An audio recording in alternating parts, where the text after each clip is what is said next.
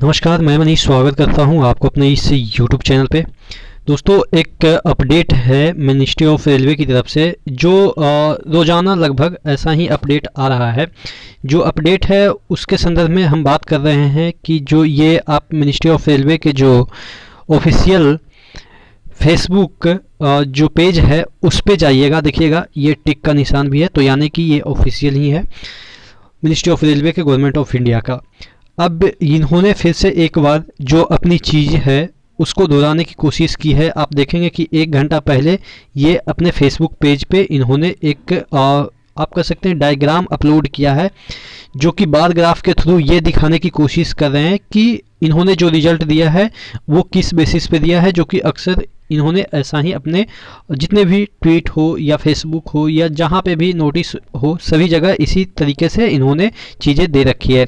तो ये जो ग्राफ है उसको हम देख लेते हैं कि ग्राफ में क्या दे रखा है। देखिएगा, ये देखिएगा ग्राफ में इन्होंने बताया है कि आरआरबी एनटीपीसी फैक्ट्स जो लेवल 2 के नंबर ऑफ वैकेंसी थे वो कितने थे, 5663, और इन्होंने नंबर ऑफ सिलेक्टेड कैंडिडेट यानी कि शॉर्टलिस्ट किया गया है तो 1,13,301 लोगों को शॉर्टलिस्ट किया, जो कि 20 गुना है।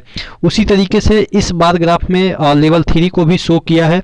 यहाँ पे देखिएगा कितने नंबर ऑफ वैकेंसी थे और कितने नंबर ऑफ कैंडिडेट को इन्होंने सेलेक्ट किया है लेवल 3 में, यानी कि ये भी आपके 20 गुना है, जो कि बताया भी गया था इससे पहले। इन्होंने ट्वीट करके या नोटिस निकाल के बताया था।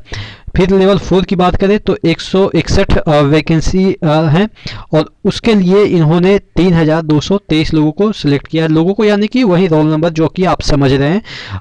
उतना तो अब समझाने की बात ही नहीं है क्योंकि चीज़ें अब आपके दिमाग में चली गई होगी कि किस तरीके से रिजल्ट दिया है।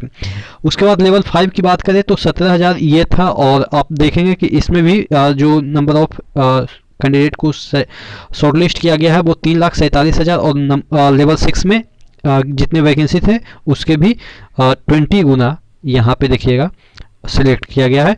टोटल 35,281 वैकेंसी के अंडर इन्होंने कितना सिलेक्ट किया है, 7,05,446। तो ये फिर से वही चीज़ें दोहराने की कोशिश की गई है, और इतना बार 2-3 बार हमें तो लग रहा है कि 4 से 5 बार इन्होंने उसी चीज़ों को मेंशन कर रखा है आरआरबी ने।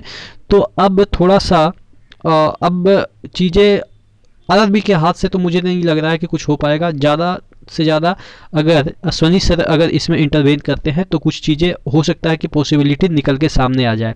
मैं आपको एक चीज़ देखिए फैक्ट से रूबरू कराऊंगा कि अगर एग्ज़ाम हो जाती है 23 फरवरी से ग्रुप डी की एग्ज़ाम अगर स्टार्ट हो जाती है तो आपके पास बहुत कम समय बचेगा।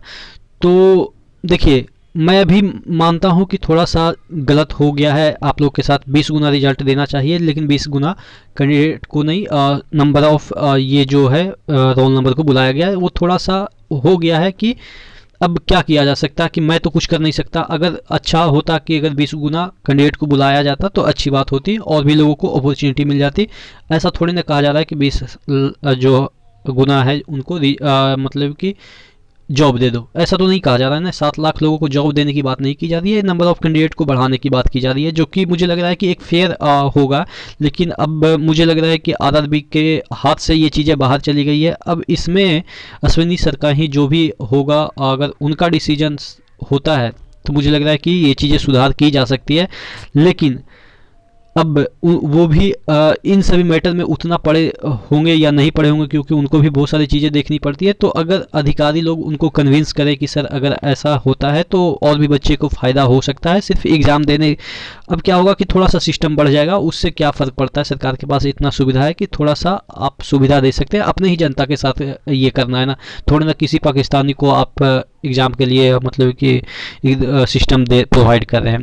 अपने ही जनता के साथ करना है। तो अगर थोड़ा सा नाखुश है बच्चे लोग, थोड़ा सा परेशान है, तो थोड़ा सा देखनी चाहिए मिनिस्ट्री ऑफ रेलवे को कि चलो ठीक है, अरे जॉब थोड़ी ना दे रहे हैं, थोड़ा सा अपॉर्चुनिटी बढ़ा देते हैं और क्या। क्योंकि वो उनके हाथ में है ये, वो खुद नोटिस में लिखते हैं कि हम इसमें घटा बढ़ा या कुछ भी चेंजेस कर सकते हैं, तो उनके हाथ में है। तो मुझे लग रहा है कि अगर रिक्वेस्ट किया जाए अश्विनी सर से अब किस तरीके से वो तो आप डिसाइड करेंगे कि कैसे रिक्वेस्ट किया जाए। तो हो सकता है कि कुछ चेंजेस देखने को मिल सके, लेकिन फ़िलहाल बार बार इस तरीके से फेसबुक पेज हो या जो भी तरीका हो, सोशल मीडिया के ट्विटर हैंडल हो, जहाँ पे भी आप देखेंगे कि रेलवे ने अपनी बातों को दोहराया है, जो कि अब क्या कह सकते हैं कि अब थोड़ा सा पेनफुल है। लेकिन हाँ, एक फैक्ट ये भी है कि अगर आप इसी चक्कर में पड़े रहें और आंदोलन, तो चलो ठीक है, एक साइड से अगर करनी है तो करना ही है, लेकिन उसके चक्कर में ग्रुप डी भी बर्बाद ना कर लीजिए। क्योंकि देखिए भाई, एट लास्ट में यूट्यूबर को तो सफ़र करना पड़ेगा नहीं।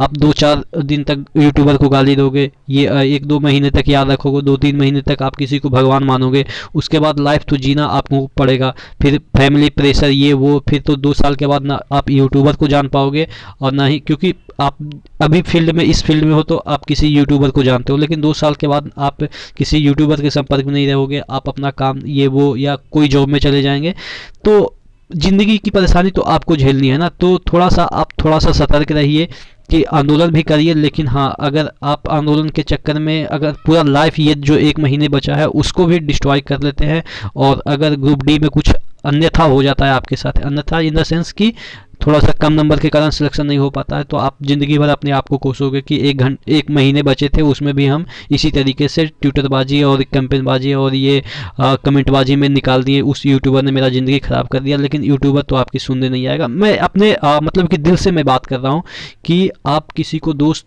अभी दे सकते हो, 2 महीने दे सकते हो, 2 साल दे सकते हो, लेकिन ज़िंदगी तो आपको ही जीना है ना।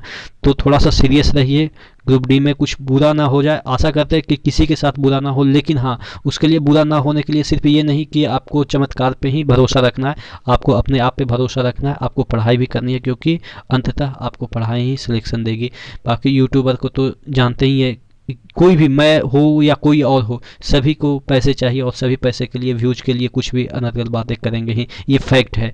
चाहे आप किसी को कितना भी भगवान मान लो, लेकिन ये फैक्ट है कि यूट्यूब की दुनिया में कोई किसी का नहीं हुआ है, सब अपने मर्जी के करते हैं, अपने पैसे के लिए करते हैं। चाहे तो मैं ओपनली कर रहा हूँ, ये आप भी समझते होंगे, आप अभी इतने भोले भाले हैं कि किसी को भगवान आप बना देते हैं यूट्यूब पर, लेकिन दुनिया में कोई मतलब कि आपके बारे में नहीं सोचता। सब मतलब कि एक दूसरे को मुंडी काट के आगे बढ़ने की कोशिश करता है। तो यूट्यूब की दुनिया इतना कचड़ा भरा है कि आप 2 महीने 4 महीने किसी को गाली या भगवान बना सकते हो, लेकिन ज़िंदगी आपको जीनी है तो 1 साल के बाद आप देखोगे कि आपके हाथ में कुछ भी नहीं रहा। तो इसीलिए मैं आपको सीरियसली ये कहने की कोशिश कर रहा हूँ, आप कैंपेन भी करिए, लेकिन अपनी ज़िंदगी को अच्छे तरीके से, अपने तरीके से मोल्ड करने की कोशिश कीजिए। ये नहीं कि किसी की बातों में आगे कुछ भी कर लिए, ठीक है ना।